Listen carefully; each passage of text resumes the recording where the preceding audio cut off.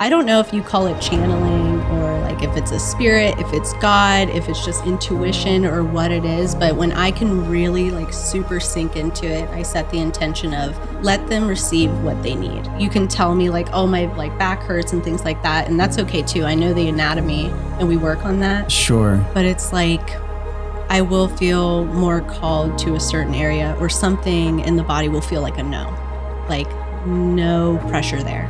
Okay. And you just kind of follow and listen to that. And I've had many clients be like, it's like you just know where to go. Wow. Right. Yeah. I always kind of give credit back to whatever is bigger because I'm like, it wasn't me. Sometimes I'll walk out of the room and be like, what was that? Yeah. Because that was not me. It's like you're a conduit, right? Yeah. There have been some like beautiful moments with people feeling and experiencing that like their loved ones have been in the room and like we cry and we hug and I'm like, I'm so beautiful. grateful like, That's so that amazing. got to happen.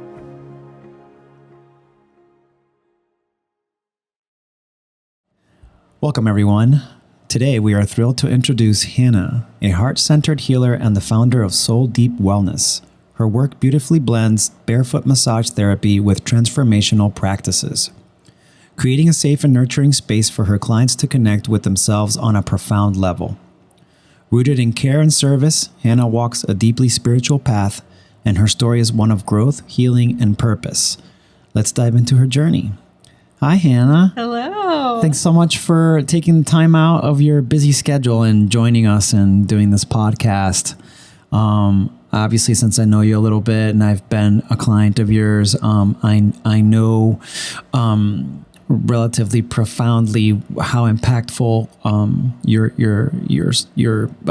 barefoot massage therapy is. And besides that, you're obviously an amazing human, and you're definitely very spiritually in touch. And that's one of the biggest reasons why we started this podcast. We want to bring people on that feel really, deeply connected to nature, deeply connected to God, whatever you want to call it, the source. As you and I have spoken many times, that's just really, really important to us. And we want to highlight those kinds of things on the podcast. So thanks for being here. It's an honor to be here.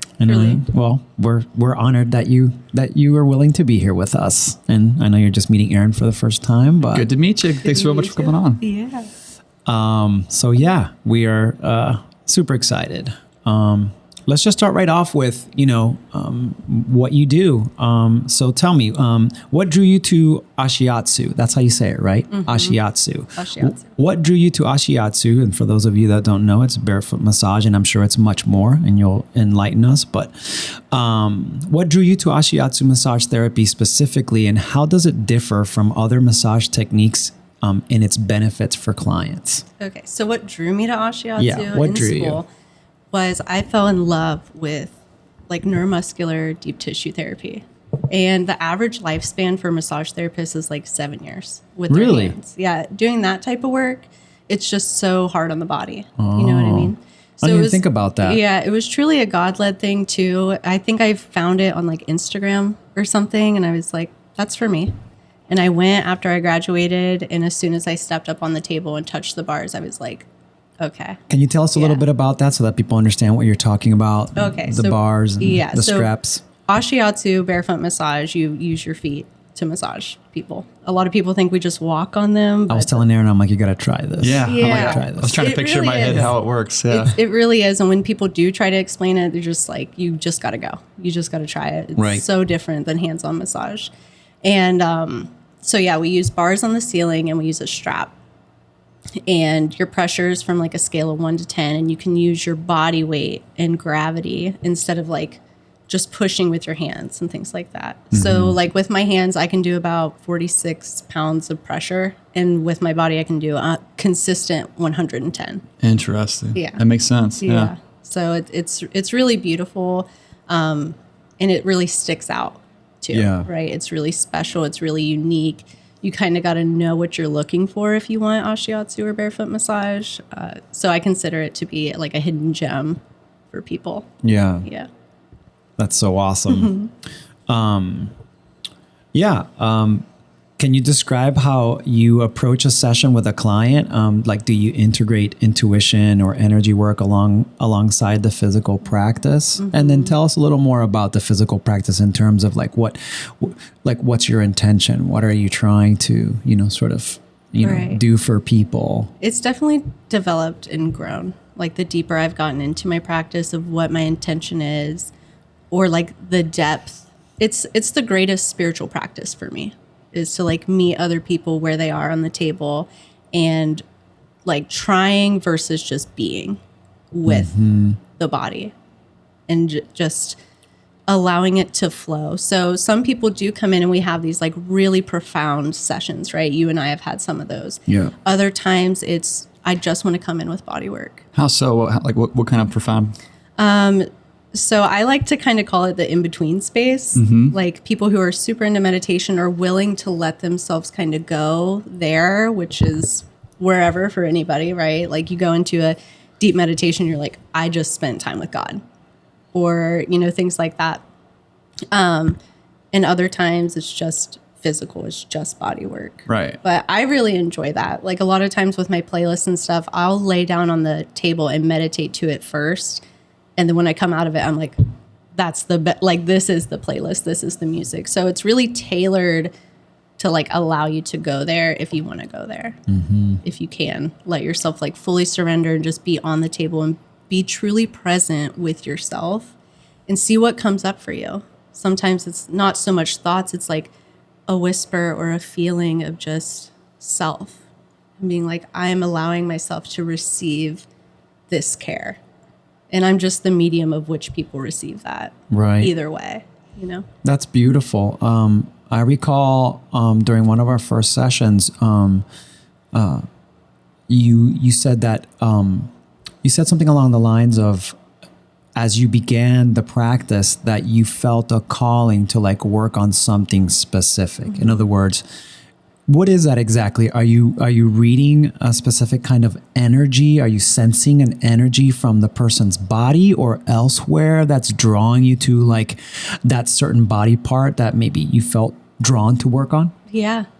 Yeah. And like I said, that's gotten like deeper and deeper as I've sunk into my own practice, and like doing my own work and clearing myself, I think allows me, I don't know if you call it channeling or like if it's a spirit, if it's God, if it's just intuition or what it is. But when I can really like super sink into it, and I set the intention of, just let them receive what they need, and you can tell me like, oh, my like back hurts and things like that. And that's okay too. I know the anatomy and we work on that. Sure. But it's like, I will feel more called to a certain area, or something in the body will feel like a no, like no pressure there. I'm like, okay. And you just kind of follow and listen to that. And I've had many clients be like, it's like, you just know where to go. Wow. Right. Yeah. Which is like so humbling. And I always kind of give credit back to whatever is bigger, because I'm like, it wasn't me. Sometimes I'll walk out of the room and be like, what was that? Yeah. Because that was not me. It's like you're a conduit, right? Yeah. Before you did this, did you consider yourself an intuitive, or have you had any? Not to the depth that I do now. And really? I think I resisted it a lot, of like receiving that title of healer, right? I'm like, I just am the medium of the thing that does the thing, Right. But intuition, I mean, we all have that gut feeling, and following that. And the more you trust it and the miracles that are on the other side of it, makes you want to trust it more. Yeah. And just always praying, like, move the personal out of the way, and just let me be present, be a being, be a witness to this person, this other soul that is on their journey home. Yeah. Yeah. What do you think? It just made me think of this question off our list. Not on it. But what do you think in your own personal journey with this, meaning whether it's you're following your intuition or listening to your gut instinct or what have you, what do you think is some of the issues maybe you've come across or seen other people come across in having difficulty connecting to that? It happens. Right. Yeah. What do you think it is? What do you consider those issues to be? What do you think gets in the way? All right. So feeling like disconnected from like source Exactly. or like their higher power. Or that intuition, that calling. Yeah. So I actually just experienced that again. And I think it goes in waves. We're like growing or going through something new, and we're like unfamiliar with the territory, and like, where are you? Where are the signs? What's going on? Right. Like, I just moved into a bigger room, right? And I had been in that little room. Yeah, I saw your post. It looks amazing. Thank you. Yeah. A lot more room. But it's also had me realize like all the magic that I experienced in my old room, right? And I was hoping like, oh, it's just me, it's going to follow me. But my essence needs to fill that space first. So my first full day in there, I was like, felt alone, felt empty. I was like, I cannot connect right now to the body. Yeah. So what it is, I'm not exactly sure. I don't actually have an answer for that, but I know just spending time with self, spending time meditating, spending time in nature always gets me reconnected to that, to myself, and just sitting and asking myself, like, what do I need right now? What is this disconnection? Because it's a disconnection from the self, right? Right. Our higher selves, our higher power. It always comes back to that connection with ourselves, I believe. Yeah. Yeah. What are some common misconceptions about Ashiatsu? I think the biggest one, because I've not run into a lot, honestly, but the biggest one that I hear when I tell people what I do, they're like, oh, so you just walk on people. Right. Kind of. Yeah. I mean, I don't know if I'd call it walking. No, not at all. We are like, there's so much more happening. But you're literally there. suspended like from like a strap, right? Yeah. So you can like lean back in the strap, hold on to the bars. You can kind of just one hand the bar. The bars are just there to kind of support you and guide you. I don't do a lot of 2-footed work, so I guess that would be considered walking on somebody, but really one foot's on the table and the other foot is kind of gliding. Are you using your toes, or using your whole foot, or a combination? That's the beauty of it. Yeah. So it's all the different spots in the foot create different pressure. Gotcha. But why Ashi is so beautiful is like it's broad. The foot is more broad than like a pokey finger or a thumb, Right. or even like the forearm. So yeah, the heel is like the highest pressure. That's when we really get into those deep spots, like in the low back, which a lot of people love. Oh, And it's my God. like, Yeah. because QL is really in there, and we need that kind of work for back pain and things Sure. like that. Yeah. It feels different too. Like, and I'm not knocking regular massage therapy that people know. Of course, that's extremely therapeutic and beneficial, but there's something unique about, and the approach of, utilizing, for as weird as it sounds, your feet to create specific kind of pressure. And it's not just the pressure, but also like the way the foot might glide Yeah, it over an contours the entire body body. part. Exactly. Yeah. So much better, and it's just been great for me too. I think a lot of people who do body work and stuff like that, they struggle with transference, or we might all do that. If somebody's having a moment with you and it's really heavy, sometimes we can walk away with that energy. So when I worked with my hands and I was in school, I was doing 3 60 minutes back to back. And every day I would come home and just absolutely crash. Or, my body feels perfectly fine. Somebody would come in with back pain and I'd leave and I would have back pain in the exact same spot the next day. And I'd be like, dang it. Like I picked something up. So I've been told a lot by, different readers and things like that who don't know what I do. They're like, do you work with people? Really? And I'm like, yeah. And they're like, you need to like clear yourself because you're so sensitive to different energies that you're picking up everything. So that cachet. Yes. I know like psychics have like a prayer that they say, like surround yourself with a white light. Is there anything like that you do for your? That's like the greatest advice. Yeah. And the one that I found the most helpful recently is I do a lot of Dr. Joe Dispenza meditations. So I experienced my first blessing of the energy centers, his first one, with no expectations. And I did it in my office. And at the end of it, so we go through all of our centers all the way to the top, I felt this energy that I've never felt in my life. And when people talked about it, I was like, we all go through this conflict of like mind and experience, mind and felt. Like that doesn't make sense. But I felt this energy swirling on both sides of me like this. And I didn't know what it was. I had to lay down. And then I found out afterwards from people who are experienced with Dr. Joe that that's like the tortial field. That everything's made out of. So it's just the energy circling through you. So I've used that recently, and just imagining myself as this field that I can receive the good from the massage too, and they can receive it. And then anything that's not of service to me can also just move through and transcend and be left there. Yeah. So you feel like using your feet, you get less of the 100%. transformation. Yeah. I don't know if it's the distance away from the body or what it is. Yeah. Interesting. Wow. That's so cool. I'm definitely learning today more about your practice. How has practicing Ashiatsu impacted your own physical and mental well-being? Like I said, the greatest, deepest practice of mine for sure is everybody's different. So somebody walks in and we're actually like moving through some emotions that are in the body. And if somebody's like aware of that, so it could be in the hamstring, it's like, oh, I'm feeling curious about that. Like go over that spot again. For me, in my physical and mental though, is like, it's changed the way that I eat. It changes the way that I approach my body and my mental and my clearing. So sometimes a quarter pounder with cheese sounds absolutely amazing to me. But I know that if I do that and I go in a session, I'm going to be like trudging through it. And that's not going to be good. It's just not the greatest fuel. Not at all. Right. So it's changed. I had to change that relationship because I couldn't do what I do if I'm not taking care of myself too. Right. Same with like the pain in my body. If I have pain in my body, I can't focus on helping somebody else with the pain in their body. Right. So just kind of keeping that clear, especially with thoughts and things like that. So I try to leave myself at the door and just be fully present with them. Because if I have racing thoughts or a negative experience that happened to me, it's going to affect the way that I apply the massage to the body. Sure. Like if I'm angry, you're going to feel it. Sure. And you're bringing a good point in about like the interconnectedness of it all, the energy, your personal energy, the person on the table and their energy, and where is it all going to go? Where is it all going to expand to, and how can you truly help them?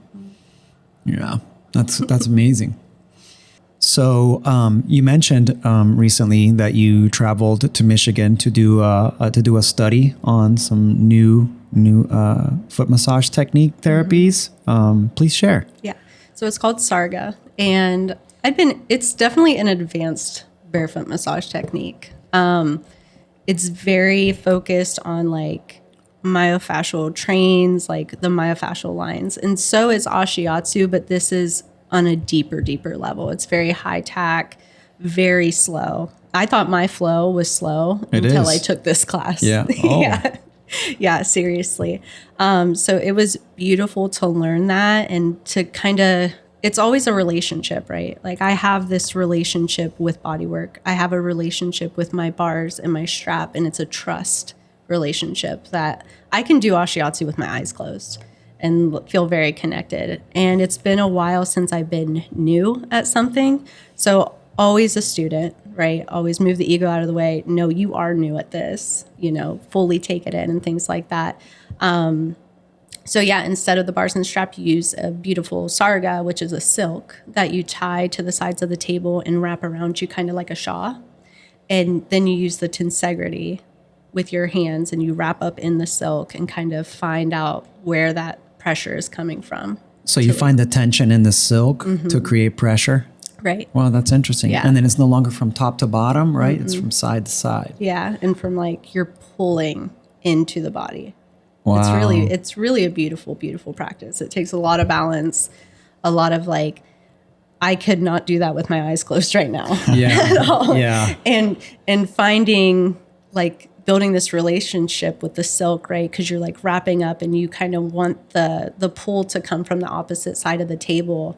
And eventually you don't want your arms up here. You want them down and really like pulling down on you. And you're walking around the table. It's the closest I've ever been to falling off the table in my whole barefoot career. It was so scary. But you're just kind of like flying around. So you're searching for that always. Like, where's that pull coming from, that push-pull relationship between the body and the silk?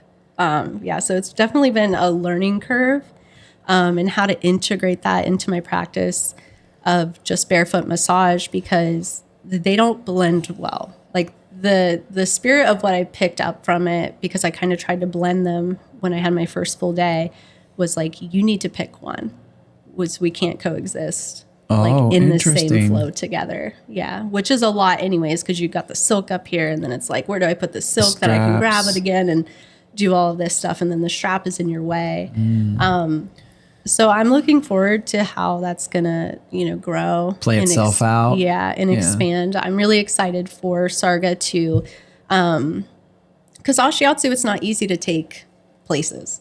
Right, there's not a good setup where I have bars floating from and a the strap. Sky. So Sarga is going to allow me to be able to do that, to be more mobile with barefoot massage practice. And I got this really cool thing that they sell that you just put under like a table that folds down and folds up, and I can take it with me wherever I go. Right. Yeah. Maybe consider when you travel, you do that version, and then when you're home. Yeah. I mean, well, you get to choose, right? I mean, you get to choose. What do I feel called to? Can you describe a little bit more about like how your table is set up and with Ashiatsu and how your straps and these bars are? Because we keep saying like straps, and people are going to be wondering like what we're talking about. Insert picture here, please. Exactly. Could you just talk and give us a description of like what that looks like and how it's applied? Sure. So I have my massage table. I have an electric massage table, which is so convenient because sometimes you have different size bodies on your table and the distance needs to be a little different.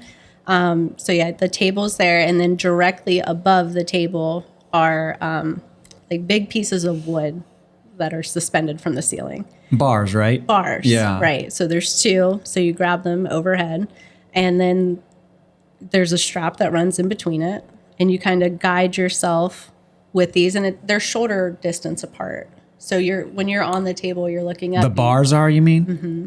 The bars are shoulder distance apart, and then the strap kind of flows between the two. And the strap flows between the two.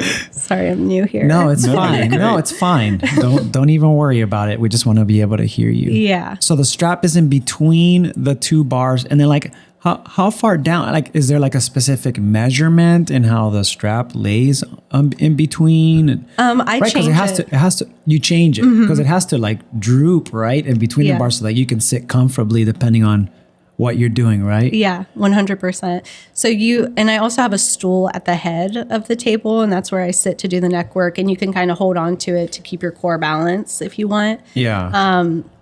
So yeah, I keep it at different lengths. It just depends kind of on what the flow feels like that day. Sometimes I'll keep it long so I can kind of sit on it. Other times I want it up nice and tight, like right at the middle of my back. And that really creates that pressure that I'm looking for to like get into the QL and things like that. And some people practice without a strap. I don't know how they do it, but they do.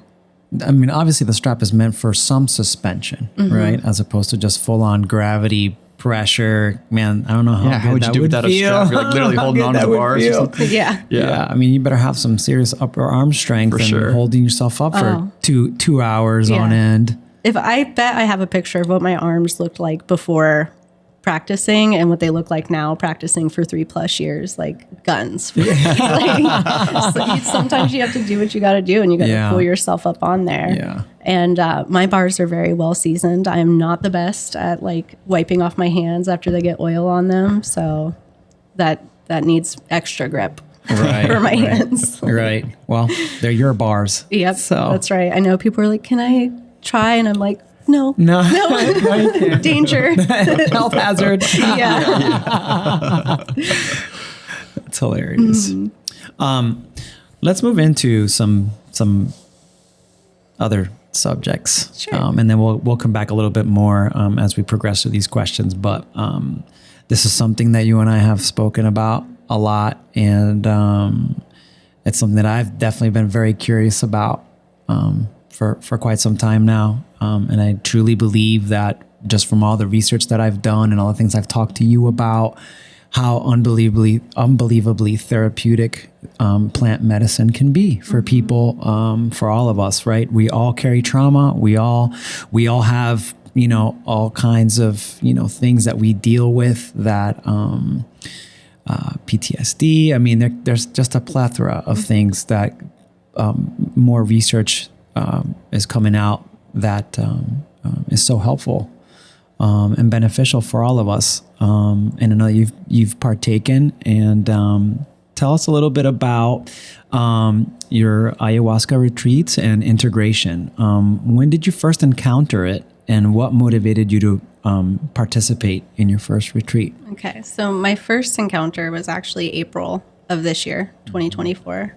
And like I said, I think everybody takes the mat exactly when they're supposed to. So I had thoughts of ayahuasca like in 2021, 2022, but I had no respect or any knowledge of plant medicine at the time. So reflecting back now, I'm like, I'm so glad that I didn't do it then, because my intentions then, I thought I would do it in the middle of a jungle with my best friend. And my intention was like, just purge, like get all this stuff out of me without, taking the time to actually look at myself. Well, I not know what those things are, not have awareness or meet myself on those levels yet. So my true healing journey kind of started in June of 2022, May or June. And I had been introduced to personal development and spiritual development to me are interchangeable years before that. But yeah, I did a lot of work starting in June of 2022, and everything just kind of led up to that perfect moment. Okay, you did enough work to be here now, and take this mat. And it's just so beautiful. It's a miracle that we're sitting here together anyways, that you found me and now I know you and all these things. So that's kind of how I found the mat. So it was somebody that I knew. They had gone to this week-long healing thing called On-Site, and somebody that they knew there had gone to this place to do ayahuasca. So that friend went, and then that's how I heard about it. And it's in Orlando, Florida. And it was just, I didn't know what to expect. I felt ready at the time when I signed up. And after you sign up, I believe that the medicine starts working with you from that moment. So shit can get really weird, and you're like, what is happening? What is going on? Why is this happening? And it's it's all part of the process. You just trust it. Just trust the process. What is coming up, it is showing you something. And so that was my first encounter with Mother Ayahuasca. What was it like? Tell me more. Tell us more. Yeah. What do you want to know? Anything and everything you're willing to share about it. Oh my gosh. I mean, it's gonna sound nuts. That's and okay. Crazy and all that. You're all in a that safe good space. Stuff. Yeah, I totally get that. I think everybody's experience is different, but the two consistent things with plant medicine, and I've really only sat with ayahuasca, is it's love. It is the greatest love that you were I didn't even know love like that existed. And it's intelligent. So smart beyond belief, and shows you things in ways that speaks in almost parables, and will show you stuff, and it's kind of on you to be oh, well, what does that mean? My first experience with ayahuasca, I felt very affirmed in a lot of things of because everybody's path is different, right? You can find God through just nature, or I could find God through the church and Christianity. So it's going to speak to what is for you, right? It's not going to say, oh, hey, that's wrong. Right. It's going to say, oh, hey. So one thing that she confirmed to me, she was that's because I love to spend time in nature. If I could just be a rock in a river, I would love that. But she was that's why you like to do that. It's because you feel connected. You feel and I was connected. oh, I thought so. It was just a lot of affirmation. I was yes, okay. Makes sense. Good. So it's that self-acceptance. And another big takeaway that I got from ayahuasca my first time, I had this huge fear of puking for a long time. And the first question, we go all psychological, I was asked when I told one of the facilitators, they were do you remember the first time that you felt that way? And I was oh, here we go. Down the childhood path. What does that have to do with anything? Yeah. But it did. Just facing it. So, yeah, I go in the medicine, and I'm okay, I'm going to purge. I'm going to vomit. People next to me are vomiting. I'm all right, it's my turn. You know what I mean? And nothing was coming out. And I'm struggling, and I have one of the facilitators come over, and I'm because ayahuasca, it's it comes to people differently. For me, it's very visual and audible. She talks to me. I'm on top of this bucket, and I'm like can see all the particles in the bucket. And I'm like, oh my God, I can't look at this bucket. And she's like, this is here all the time. You guys just can't see it. And I was like, oh, okay. And so I'm trying to purge, and she's like, it's coming out one way or the other. And I was like, no. So I had one of the facilitators come over, and I told him that, and he was like, okay. And I said, but I don't want to puke. And he said, then don't. And I was like, okay. And literally it was that simple to move past it. I put the bucket down. But the message that I got after that was, I was thinking that I wasn't doing ayahuasca right if I didn't purge. Right. If I didn't purge in the bucket. And the takeaway from that is like, our journeys don't look like anybody else's. And that was a self-imposed expectation you put on yourself, right? Exactly. Mm-hmm. So it's like all these realizations after that. I was like, oh, it was me the whole time. And it always is. It always is us the whole time. So yeah, just some profound moments there. I really got to see like the cycle of life too, and how beautiful it is that we are here and we get to be here to learn. Like if we are part of an infinite and like God sends us down here, right? We are connected to that and we are just infinite souls. Why wouldn't you want to come down here and have hands and senses to like experience life? To Earth School. Exactly. Yeah. Totally. Yeah. Through the senses. That's what I've been hearing a lot lately. Like through the, the five senses, we experience God through the five senses. Yeah, life is a felt experience. Exactly. It really is. Yeah. And, other things I was shown, because music plays such a big part in my life. It's a sensory party. Mm-hmm. It really is. Yeah. Music plays such a big part in my life. And there was this beautiful song. It was talking about water and like honoring water. And my takeaway from that was like, I was just crying. And that's like a way of purging. I laugh and I cry when I purge. And it's like the best. And I'm just like, I don't even know how it was coming out like waterfalls. I'm just looking up the sky and I'm just like, this is so good. This is so good that like I get to cry. Yeah. I get to cry. Right. So even in those hard moments, like that's part of my integration, right? It's like, even when these hard moments come, I'm like, I am so grateful that I get to have this hard moment. Yeah. This is part of it. It can't be like butterflies and angels and like amazingness all the time. No. We have to have the balance. Yeah. The duality, the contrast. Mm-hmm. Yeah. Do you find parallels between the healing that you got from ayahuasca and the healing that you do through your work? Or I do. I have incorporated things that I was like shown in ayahuasca into my practice. So the medicine can kind of like move you and things like that. And at one point I was like turning my head back and forth, and not that I'm like ripping people's heads around when they're on my table or anything, but the message that I got from that was like gentle. Like, how precious is it that you let me hold your head in my hand? Your head, that's such a special and like a vital part. So I don't take anybody who lets me touch them, even if we're not on this like deep soul level in the massage. Like that's a big level of trust. I get to see people in a very vulnerable state, right? Absolutely. That takes a lot of trust. Absolutely. To be there and not like mess you up worse than what you came in with, and things like that. Totally. Yeah. So there definitely are parallels in that sense, I think. Finding gratitude. That's what it sounds like you're saying. You're grateful for the opportunity to be able to touch touch people in this way, in this impactful way. Yeah. Not just help them physically, but that they're potentially making a connection, right, within and outside of themselves to something greater through your practice, perhaps. Right.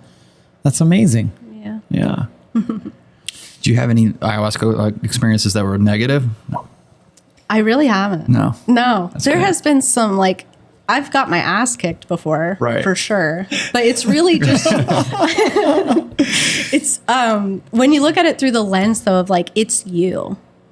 Like I came out of my first experience, I was like, she's so beautiful. Like, oh my God, she's so funny too. And, everybody was like, because she's you. And I'm like, well, I am pretty funny. That makes perfect sense. Like her humor fit mine perfectly. But yeah, so there have been hard times for sure. But I think this is the relationship that I've developed with the medicine, and not to ever say that there's not going to be like a really hard moment that I'm resisting, right? That's when things get hard, is when we resist. And that comes back out to life and everyday life too. Of like, fuck, this thing is happening and I don't want this thing to happen. And the more I focus on this thing, the more it's going to happen. So, you know, yeah, but there have been times for sure. Yeah. Yeah. I hear often with that in mind, specifically that when those difficult times come, you know, they're obviously intentional and they're there to show you something or to tell you something or to get you to accept something or to get you to surrender, excuse me, to what, you know, what is being presented to you. And of course that's scary for all of us, but, you know, through it is where you find refuge. That's what I've heard too, like a lot of people that have had, you know, ayahuasca experiences, that through that difficulty, you'll find the refuge that you're seeking, that you're searching for. It'll make sense afterwards once you like get through it and you're like, oh, it makes sense now. I get it. Yeah. That's awesome. Integration is often considered one of the most important aspects of the ayahuasca process. And I'm sure maybe we've covered this a little bit, but it's a good question. What practices do you use to integrate your experiences into your daily life? So things obviously, right, that maybe you've gotten out of some of these experiences, which by the way, how many have you had? I'm just curious. I have sat on the mat 3 times. 3 times. Like, so that's what, like 3 times 3, 9. So 9 times you've taken part. Okay. So with obviously those separate 9 experiences, even though they're all the same, and maybe you've gained a general consensus of what you've drawn from those experiences, how do you feel like that now plays a part in your everyday life with everything, your relationships, your work? Yeah, it's definitely developed this like solid trust in life of like sovereignty for self and trusting that others are exactly where they're supposed to be. And like, we are only responsible. Not that I can't be like, hey, Ege, I have a flat tire. Like, can you come help me? Yeah. Not like that. But in the end analysis, right? Like, you are here to experience yourself. And in the end, it's going to be you with you. So like this true sovereignty and not trying to like save people. So just that deep trust is like something I try to integrate every day. If somebody's going through something, I'm like, it's so precious and delicate, like what we're learning in those hard moments too. And it's good to like be there and be a presence and, you know, inspire them and lift them up and things like that. But I can't come inside and like, we got to look at these things, you know? Yeah. Yeah. So that's probably the biggest one. That's my biggest takeaway for sure, to integrate. In what ways do you define or perceive yourself as a healer? Okay. So like I said earlier, I definitely struggled to fully step into that role, like as a healer. But I think I identify in that with my touch. Like, people just feel better after I touch them, which is hard to kind of believe. I've always been kind of in the healing space that you could consider, I guess. I mean, I started off being an STNA. Like, in my life, I was going to go to nursing school. Like, that's what my whole family did. So just being in that healing nature. And then I was like, this is not for me. I fell in love with anatomy and stuff like that. And then I moved into like hospice care and just that is healing of itself too. Right. So like, I mean, I guess what the question is like, what is healing work itself? Right. I think we are all like healing ourselves in certain ways. But to be present and to like be a witness to people and just to touch them. And if they feel better after that, then that's beautiful. Right. And it's so hard to just receive the title of a healer. And when, you know, my friends and my colleagues sing my praises and they're like, you should get on Hannah's table. Like, she's an amazing healer. I'm like, that sounds a little gloaty, guys. Like, I don't know. And then, you know, just... Proof is in the pudding, though. Right. Like the confidence in that too. Yeah. Not only that, but we let our egos get in the way of that. Like, oh no, we should not be praised. We must stay humble. And yeah, of course you should. But at the same time, like if you're making a difference or an impact in other people's lives, we should allow ourselves to recognize that. Yeah. That doesn't mean it's like, hey, look at me, I'm so great. It just means you're being of service to others, and we should honor that. Yeah, that is all that like my heart's desire is just to be of service. Like, whatever that means. If it's sharing, you know, a story and like somebody resonates with that, then that's beautiful. If it's touch, then that's beautiful. If it's, I find a lot of healing in hearing other people's experiences. Absolutely. With things. And it's like, oh, that's how that resonates for you. Or just, a simple phrase of like, if I see something stressing somebody out, I'm like, do you need to know the answer to that right now?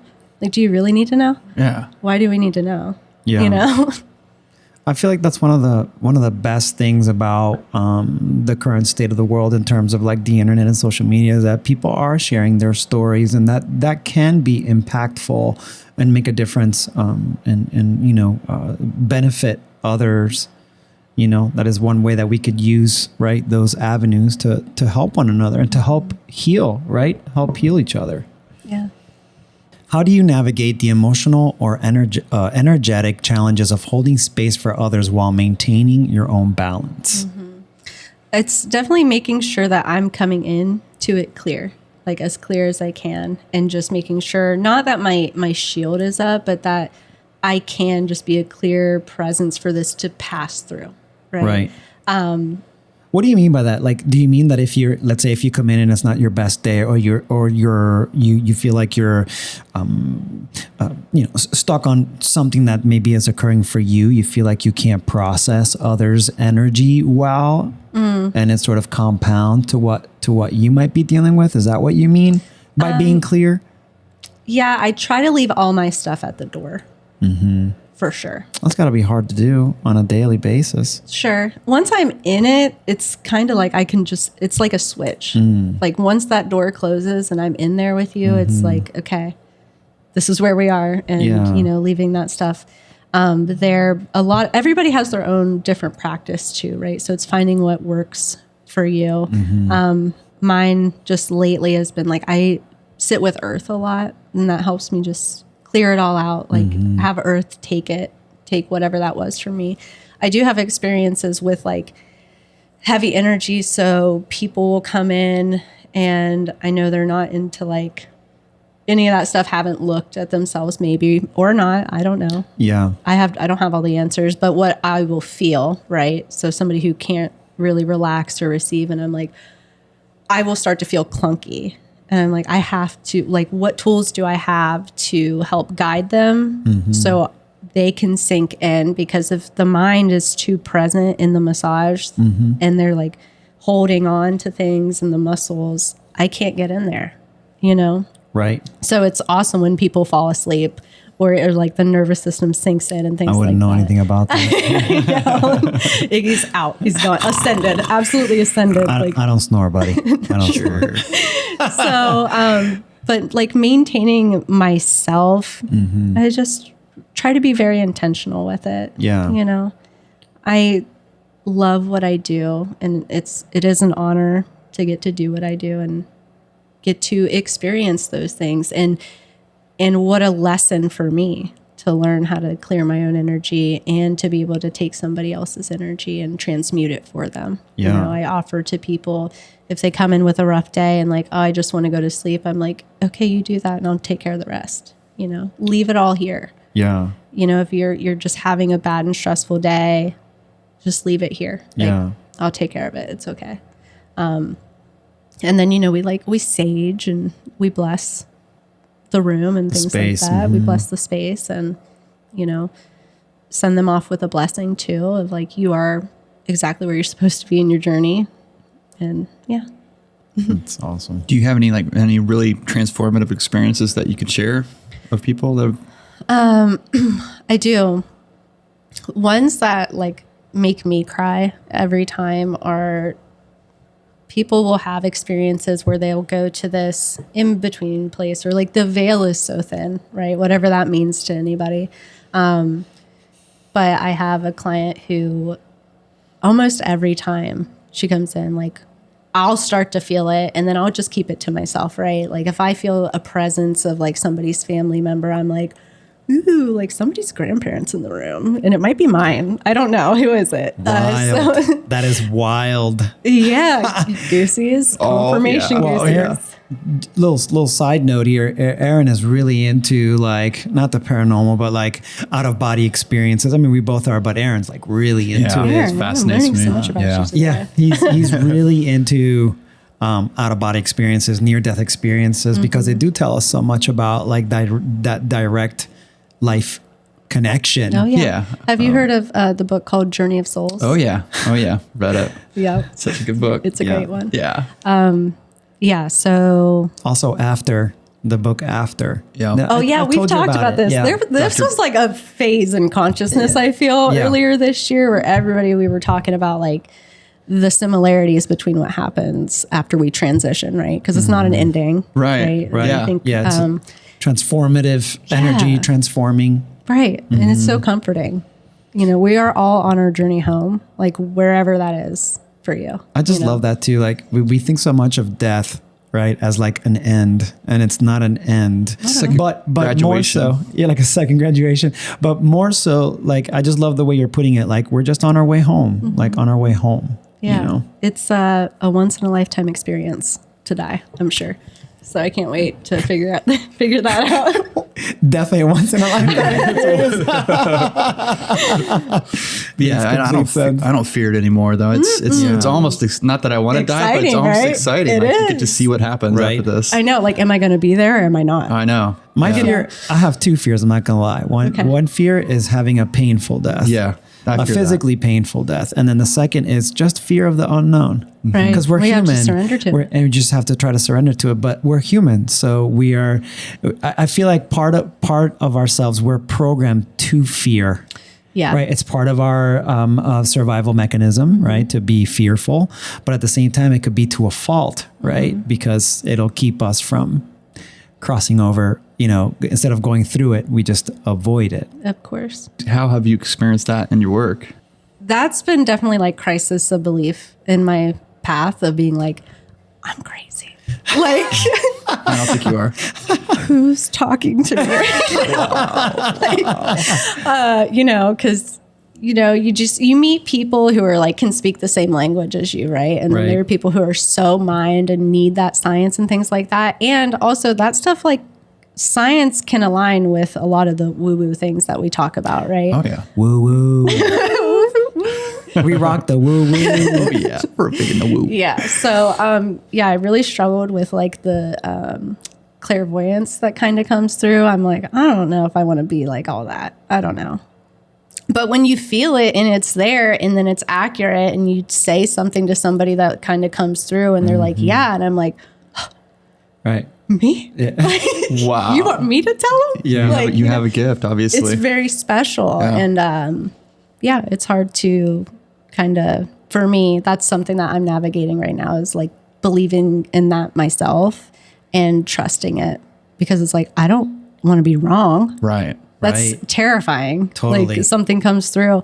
Sometimes like names will come through. I'll be like Paul and I'm like, fuck is Paul? Like why? And do you Yeah. verbalize that to the person, or do you I've not mostly- done names yet. No, No. I let that one pass through. I'm like, I'm not ready for that one yet. And do you talk about this while you're giving a massage, or kind of after? So that's been like the tricky part Yeah. because like it'll come through and not that I'm like trying to be present with the body and also not forget what I'm getting so I can share it with them. But they're Sure. in not a moment, but like, are they asleep? Is that how I'm getting it? Right. So I've waited until the end and I'll just say, hey, something came through. If you're open to receive it, and then always asking permission for that, and then Yes. just take what resonates, right? Because if I am wrong, Yeah. I don't know how good my antenna is yet. Hell, I don't know if I'm making it up or not still. You know what I mean? Like, That's the thing. Like, how do you keep yourself from not thinking you're crazy? I'm sure every person that has that gift goes through that, though. I mean, But I hear we all have that gift. Yeah, we we just have to all, tap all into it. human beings have that gift. It's just whether or not we're willing to acknowledge it right. in some way, shape, or form. Right? Some people read or receive messages in different ways, than others do. Mm-hmm. At least from my understanding. Yeah. do you have somebody that could be like a mentor that has that ability that can kind of work with So, you on that, or? I 'Cause do. it sounds like you do have that gift. I Yeah, do for have, sure.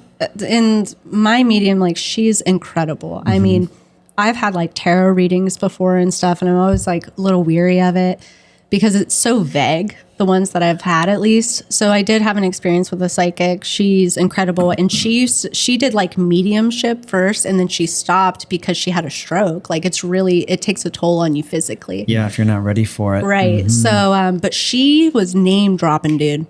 named like every member of my family. Wow. Like no way for her to know those things. Knew like how my grandpa died, where he sits like in my auric field and things like that. So I've been seeing her since I kind of went through my dark night of the soul, like in 2022, right?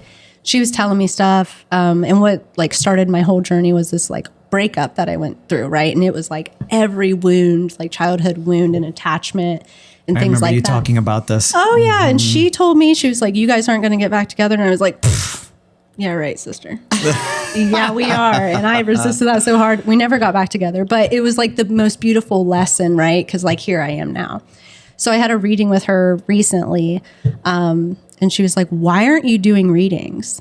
She's like, your intuition is on point and stuff like that. And I'm like, because I'm scared. And she was like, you know, I was like, well, what if things don't come through? She's like, you need to put clairvoyant on your website. And I'm like, because like, when you market these things, right? I'm like, what if nothing comes through? And she's like, your guide said, trust us, it'll come through. And I'm like, so navigating that. That's a leap of faith. It truly is. Yeah. It's like, once you cross that line, brother, like you're kind of in it. And then what are you going to draw in too? Like that would be what I would be worried about. Like if you're feeling comfortable enough that you are recognizing and acknowledging that this clairvoyance is occurring, what are you going to draw in? Meaning not necessarily just the messages, but the people. Right.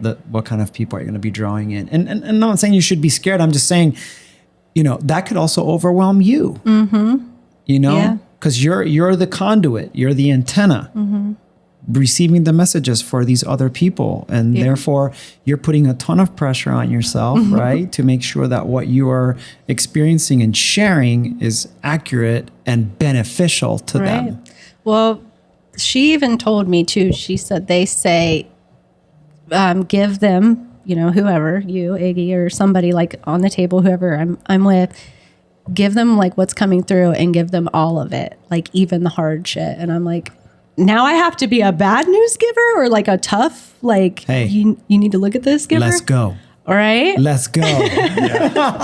Let's go. So, there's, back to like the original question, there have been some like beautiful moments with people feeling and experiencing that like their loved ones have been in the room, and like we cry and we hug, and I'm like, I'm so grateful like, that's so that got to happen, that's you know, so amazing. But still being able to let that moment pass through too. Like how do you not like cling on to that beautiful moment? I'm like, I forget like what exactly did we say? And it's like, you have to let those move right past you too. Like we can have the good memories, but you know, on to the next. Yeah, totally. And you can't retain it all, right? Like you can't retain all that energy. You have to let it pass, right?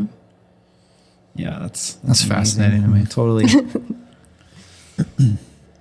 Okay, let's move kind of more into like your spiritual journey, which obviously we're already talking about. But what do you think sparked your spiritual awakening? And how has that path evolved for you over time? So I can't like pinpoint an exact. There's nothing date. Like I can't not with a what date, I said. But I guess I'm just curious. Where like was there like an incident, an event, a catalyst? So my first in like 2020, I believe I was introduced to Bob Proctor. If you guys know who that is. That name sounds familiar, yeah. Yeah, so he's like a personal development school teacher, but really deeper than that, he's teaching like everything that these great teachers are teaching to this day, right? Like we are infinite spirit. We are connected to this creative force, and it moves through us and it flows through us. So that's when I'd say I kind of started getting into like personal development, spiritual development. And then I dabble in meditation a little bit. I lost one of my friends very young, and I would meditate, and I would have an experience of her like yelling my name. Oh. So that was like really beautiful. That was kind of like one of my first experiences with the afterlife with spirit like that. And then, you know, I continue on, and then it was kind of like in and out from that point until my dark night of the soul in 2022. And I was just like, you know, when tragedy happens or like the rug's ripped out from under us and the universe is like, wake the fuck up, like it's time to go. And I'm like, no, like holding on to everything you can. And like we seek, right? Some people seek religion. Some people seek, other things, and those things can grow and develop, and we can put some of the stuff in the toolbox, and then you get to a point on your path where you're like, everything connects anyway. Mm-hmm. And like, it's beautiful to honor all of these practices, and I don't have to agree with all of them. Totally. I can take what resonates for me and go on from there. And there's so much to learn still, right? So many great teachers out there. So yeah, that's how I would say my journey really got started and has really taken off. I mean, just even in the last, not even full year, I will say like January to now has been crazy. Even from September to now, my growth has been exponential. It's wild. It is very wild. That's so wild. Can you give us any examples of like? I would say like, how do you feel? Beliefs, and it's been really beautiful. When we heal ourselves, we really do heal those around us. At least on my path, that's what that looks like. Mm-hmm. I can relate to that. Yeah. And like, it's crazy because you don't have to do anything outside of you, and then you start to see the results outside of you in those relationships and things like that, and you're like, oh my God. And all I had to do was like sit with myself to do that. And yeah, some of it was hard, but what happens when we try to push our beliefs or our awakening on other people who aren't ready yet? There's bigger resistance and wasting your energy. And that goes back to ayahuasca, of the sovereignty, and everybody is exactly where they're supposed to be. It's not their time yet, and it might never be. Right. So yeah, actually around this time last year, I like a version. I don't know if you guys have ever experienced this, but it's been a big part of my path.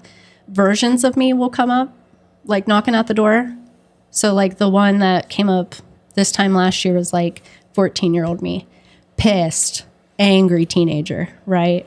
Angry, like all the childhood stuff, whatever. And like, I have a good relationship with my mom. And then when this version of me started coming up, 14-year-old me did not have a good relationship with her mom. My mom would walk in the room last year, and I would just feel this rage build up inside me. And I'd be like, oh my God, what is this?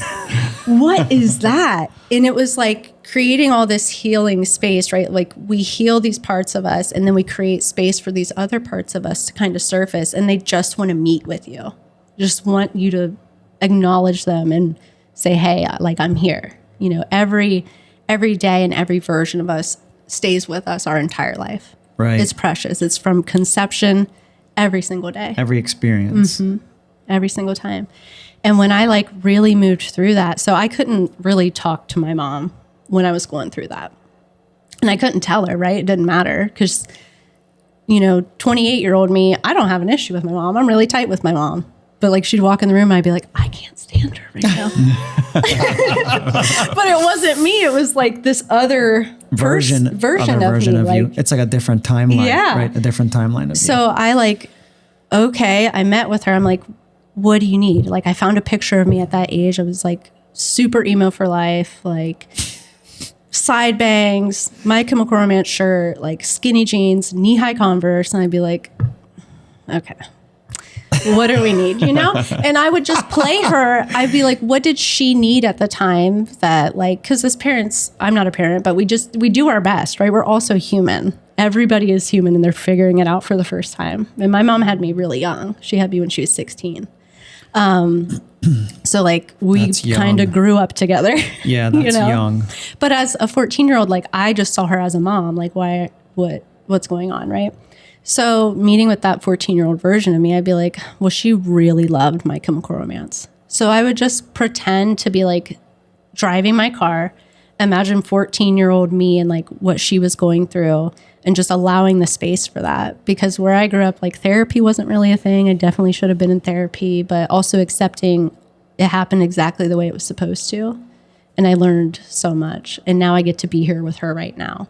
And just remembering how she was feeling, and I would like cry and I'd be like, it's so okay that you feel that way. Like, it's just okay. And then like once that version healed, like 17-year-old me came out. She wanted to smoke cigarettes and like she was ready to go. And I was like, okay, like, just acknowledging them, because the more we stuff things down, the more they're going to like fester and go. Whereas if you just are like, it wants to show me something, and we can like put that piece to rest, and it might come back up again. We don't know. Maybe that's what they mean by calling us multi-dimensional beings. Think about what you're describing. You're thinking about, you're saying you're driving down the road, listening to My Chemical Romance, remembering what it was like to be 14-year-old you and visualizing yourself sitting next to you. You're literally bringing back a separate timeline, right, from your current self in acknowledgement of whatever healing that you're trying to bring to that version of you. Right. That's multidimensional, is it not? It absolutely is. Yeah. And we can heal forwards and backwards. Absolutely. Right. We that's can. That's just so interesting. I never thought of it in those terms.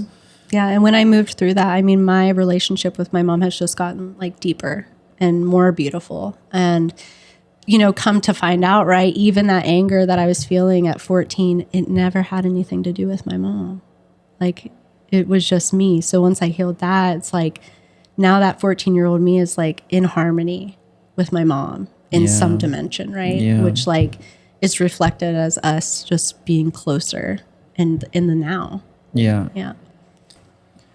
How do you continue to grow and develop both professionally and personally? And are there any goals or aspirations that you're currently working towards?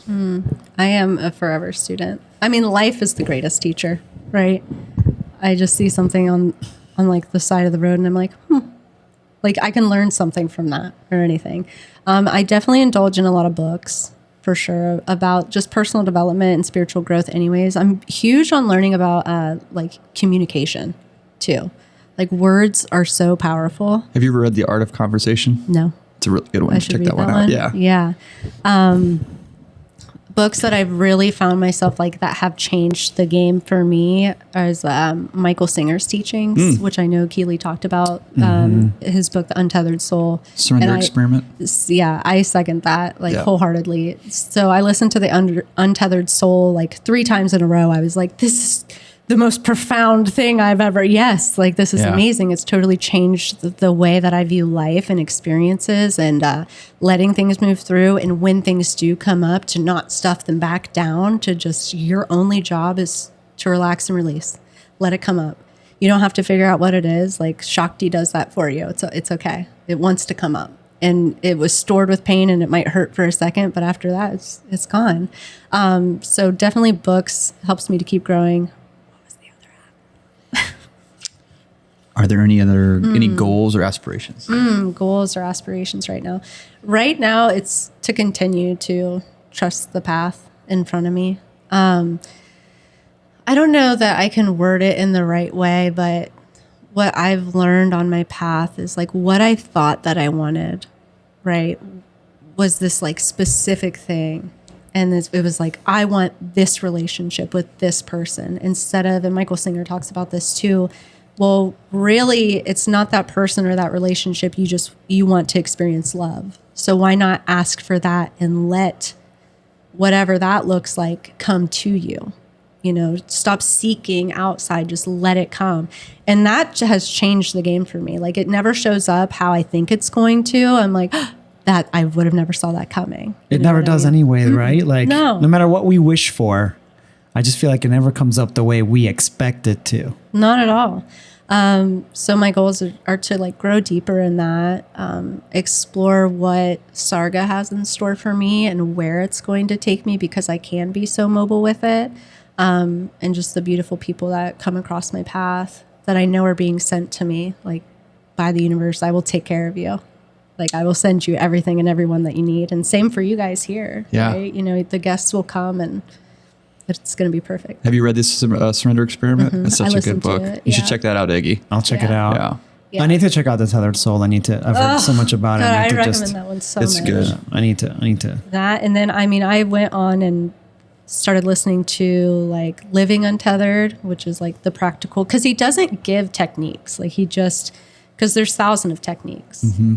You just find which works for you in your toolbox. And then I went on and bought like just his like speeches on it. I'm like, I can't get enough of this man. More teachings. Like it's so good. I think I've listened to Untethered Soul twice. Yeah, at least it's on Audible. Yeah, I just put it on my wish list.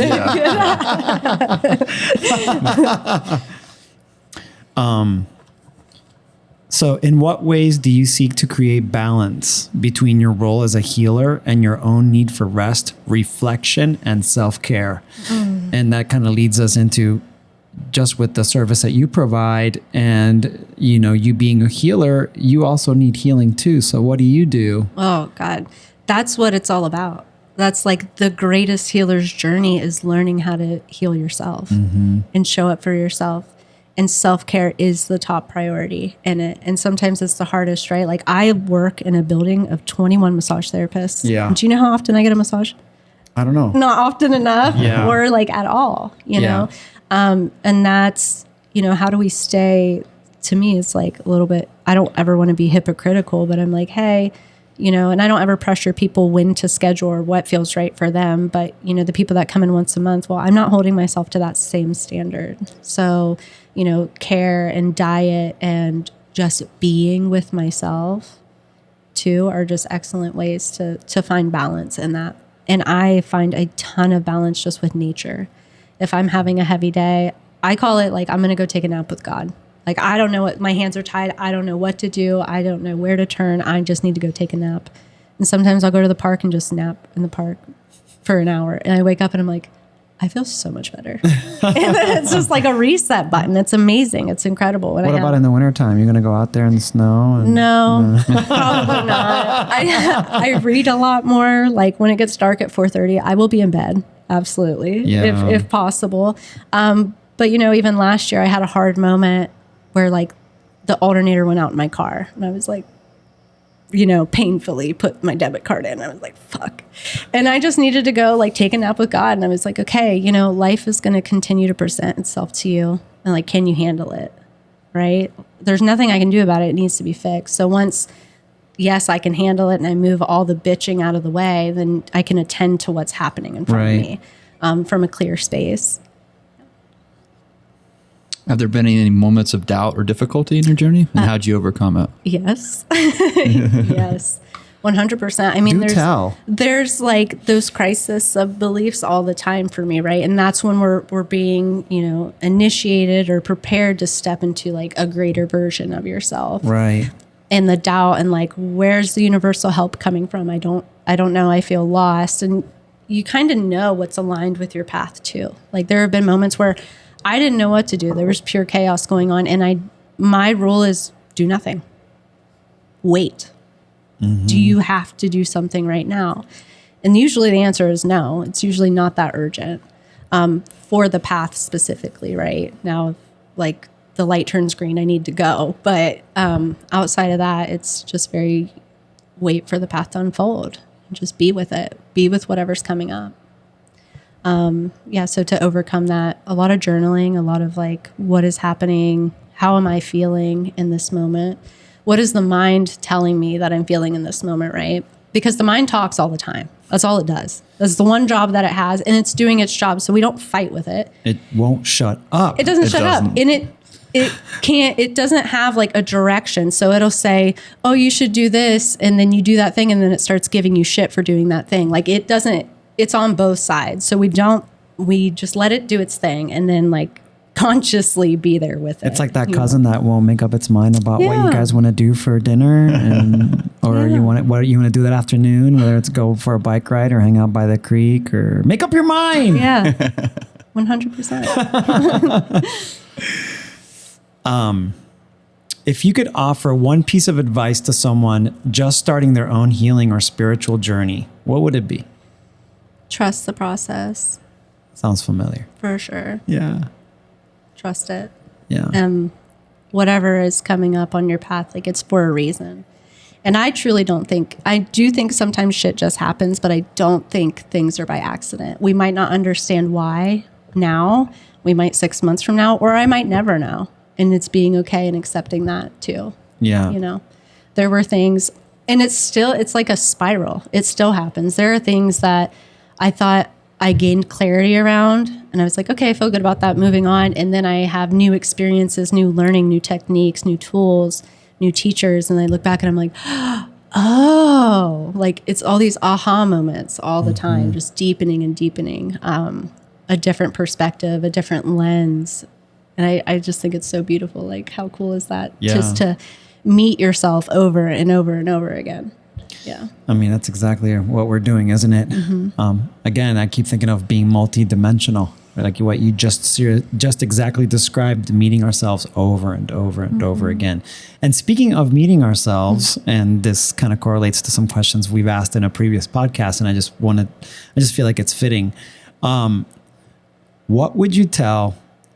advice would you give your younger self with all that you know now? And what advice would you give your future self, knowing that you don't know what your future self will know?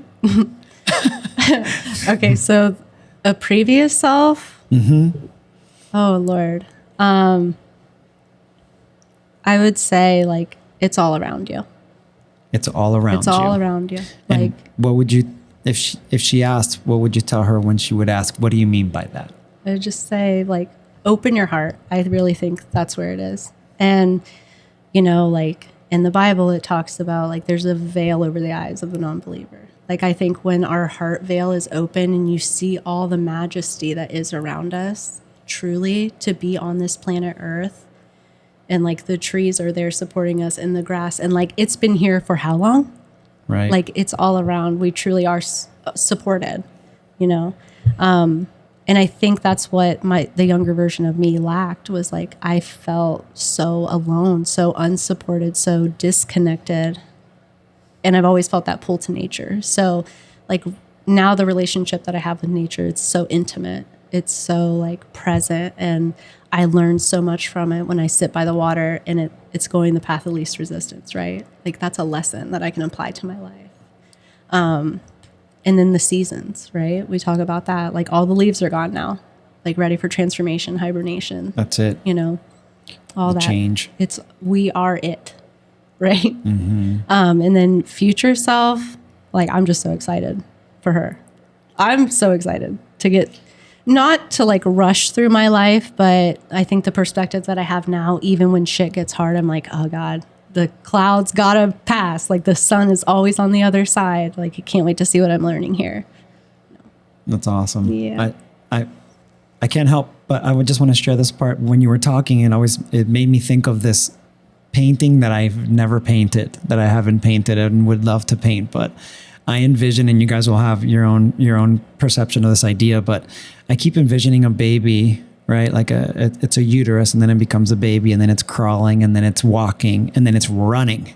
But it's running because it's trying to run towards adulthood. And then as soon as it reaches adulthood, it starts to backpedal and slide back and slide back and slide back until it's old, right? And then it can't move anymore. And then the timeline has to stop. And it just makes me think about what you just described in terms of like what's truly important, right? Is that we focus on the present moment, right? And be appreciative and be grateful and be excited and acknowledge all that's around us, because it's all going to happen so fast. It's all going to happen so fast and so much faster as time progresses. Hence the image of the baby crawling to walking to running, right? Because when we first experience running, we're like, oh, I just want to run to the next thing and the next thing and the next thing. And then all of a sudden life starts to continue, and you start to age and you start to get old, and you deal with difficulties. And then you kind of see, if you're lucky enough, that life will eventually, this experience of life will eventually end. So we start to backpedal and pump the brakes, you know? 100%. Until we transform into something. You gotta paint that painting, brother. I know, man. I've had it in my mind for decades, and I just have no idea like how to even approach it. I just haven't fully surrendered to the idea, you know. Or tattoo. But you know what's funny? I just signed up for my first painting class in like 4 decades. I just signed up for my first painting class. So I'm super excited. By accident. It's a step in the right direction.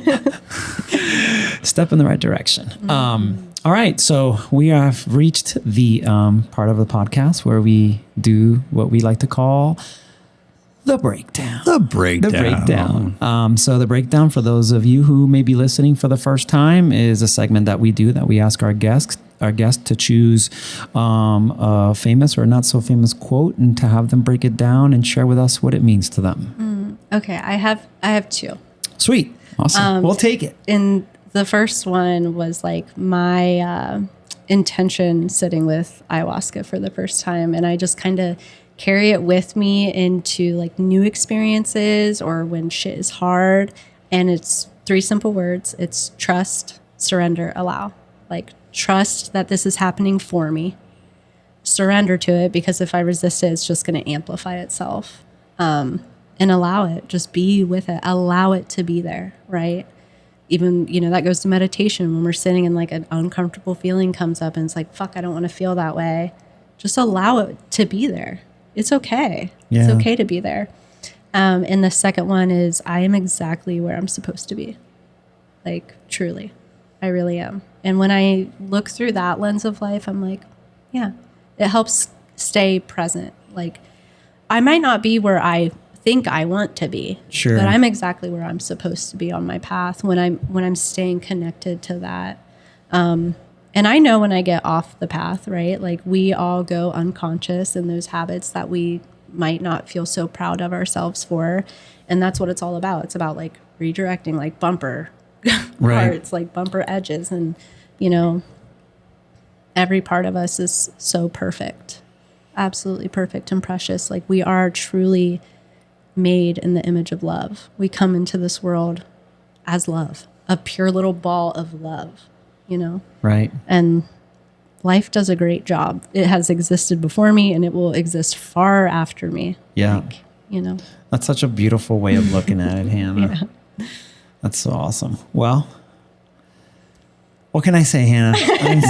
I'm so happy and so grateful, and just so full of joy that you've decided to come and take part in our little podcast and share your story with the world and with our audience. And I just can't thank you enough. I hold you in such high regard, and from the moment I met you, I knew that you were someone special and that you had a lot to offer in terms of being a healer and just being the person that you are. So I thank you so much for letting Aaron and I interview you. This has been incredible. Thank you. You want to tell us a little bit about how people can get a hold of you? And sure. If people want to try Barefoot Massage with me, you can go to my website. It's SOLDeepWellness.com, souldeepwellness.com.